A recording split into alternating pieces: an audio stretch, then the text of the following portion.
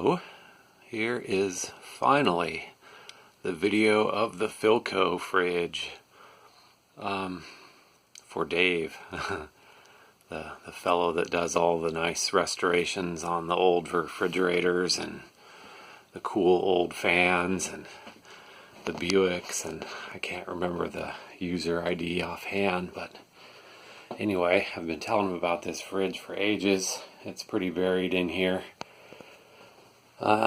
It's pretty cool. Advanced design.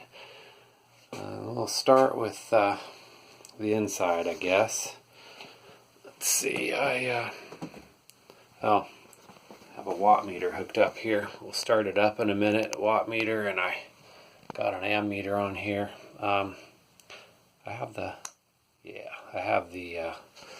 thermostat set to off right now. I was going to start it for the first time in years on video, but I accidentally started it before, so that's just a spoiler alert. It does run. I don't know if it cools still. It did when I got it several years ago. Let's see. I'm not a very good videographer here. Let me get a light. There. That'll help. It's a pretty neat fridge. Well, now my hands are filled up, aren't they? Let's see. Hang on there. Yeah, that's pretty good. I do have the trim that goes on there. Okay, pretty cool. Frozen foods. Neat. There was some discussion. This evaporator, let me get a magnet here. I thought I had a magnet. Here's a magnet. This evaporator is galvanized steel. That magnet sticks on there. Makes me wonder if it isn't wartime, you know, due to the aluminum being in such high demand. It's got a thermometer in here, pretty neat. And then obviously you can see it's a second door. Like where a modern fridge would have all these shelves in the door, this one has them here, so you can get to your frequently accessed items there and not, let the cool air flow out as easily. This latch here works nicely, but it's got two handles, one here and one here, and I think one way is supposed to open both, and that doesn't seem to work. This little deal right here, I think, should push out and push in on this. I think that's how it works. There. And then this can swing open, and then you have the rest of your fridge. I've got the power on, and I put a bulb in here, but no go. Looks like this switch is probably gummy at the very least. It doesn't even pop out all the way. Maybe the spring is bad. Evaporator is spread out on this. This is evaporator down here too, and then up under here, and then up in the top there. So it's like 3 layers. This under here is a enameled steel, like a drain pan with a hole, and there would have been a tray in here to catch water. Gone, unfortunately. Shelf is here but broken. I don't know what went on these pegs, and under here presumably more shelf. And then down here there's what's it say, moist cold storage. Moist, it doesn't sound very good nowadays. Enameled steel here. The interior is enameled steel. This trim is plastic. This thing is enameled steel, and the door inside is plastic.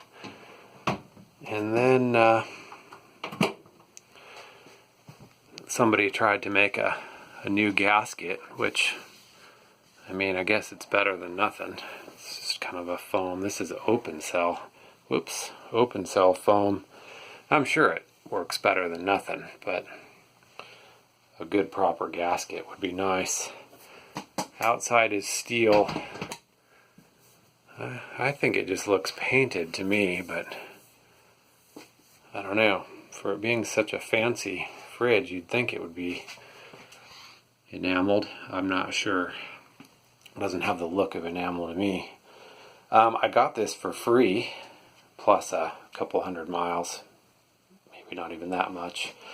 The guy that I got it from said when he bought it at a thrift store and was towing it home, it was perfect, and he didn't realize this drawer comes out, and it flew out off of his trailer and got wasted. So I did a lot of body and fender work on it, so at least it fits in here. It's thick, heavy steel. This fridge is unbelievably heavy. So I've got it loose here. We'll just set it aside, and then we can see the important bits here. Look at that. You well listed, even with a 2-wire cord. I'm not real good memory, but is that the meter miser compressor? I don't know. And then there's the start relay right there. I don't know if that'll focus. Condenser back there, and no fan on it. And not like it's missing. There's no room for a fan back there. The compressor's right up, right up close to it back there. So it just relies on convection current, like the newer ones that had the coils on the back. Interesting fiberglass insulation for noise. I wonder if the rest of the cabinet is insulated with fiberglass too, or if it has that like cardboard stuff. So I'm going to shut off the switch there, and then we'll set the thermostat to run. Okay, and then we'll keep an eye on the instrumentation here. I've got the voltmeter is on the right here. If I can not wipe out the camera. Watt meter is on the left, and we're set on the 500 scale. And then that's an ammeter. It's a clamp-on ammeter. I don't know if I can get all these in the shot here. And that's set on the 6 amp scale. So let's see. We'll try to get the startup sound too. Here we go.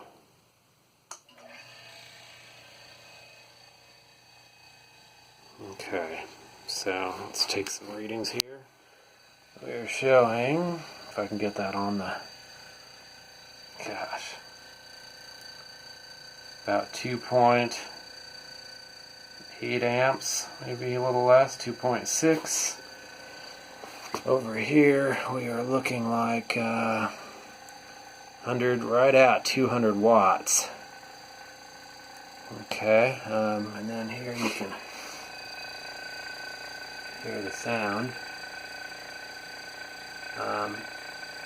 I don't remember what year I got this.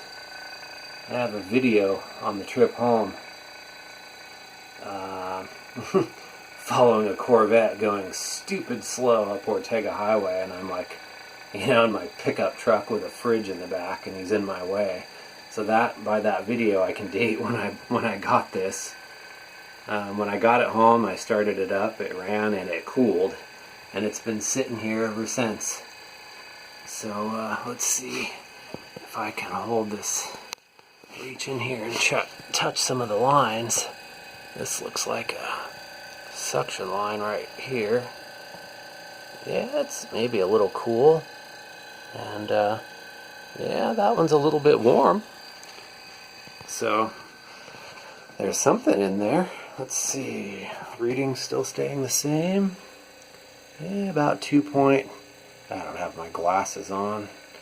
About 2.7 amps, I'd say. And we're going up a little bit on the watts. We're maybe 210.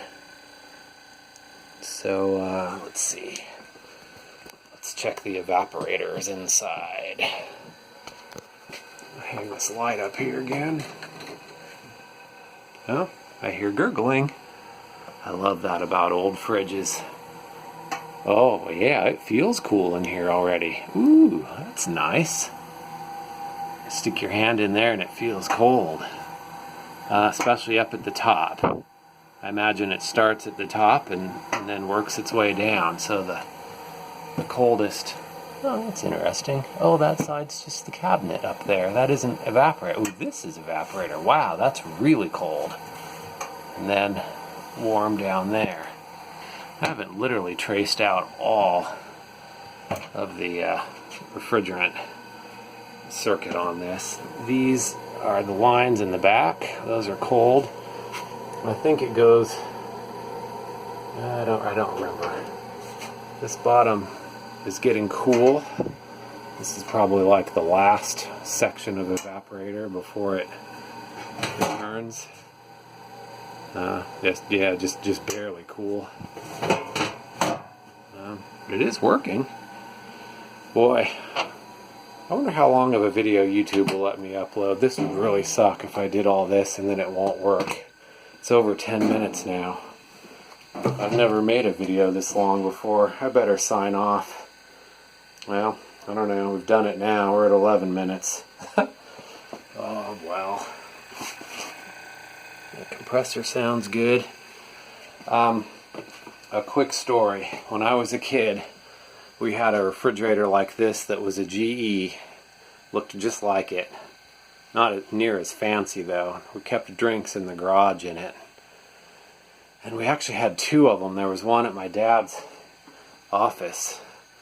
And, when the business closed after he died in 1990, we took that home. We had two of those GEs. Oh, and this is a confession. I was, young back then. I wasn't even 20 yet. And I wanted to make room in the garage, and they would give you $50 for the power company to take them, and they destroy them. Oh, I feel horrible about it. But, all we can do is get the word out to not buy into that propaganda. These old refrigerators that last long, and it's still an electric motor driving a pump with a condenser and an evaporator and an insulated box. I just question the difference. I think the new ones, they push them because they don't last. They don't last long, and you're on the constant treadmill of buying new ones. They don't like stuff that lasts. So, okay, that's enough of a rant. So, there she is. See how long this takes to upload. Bye for now.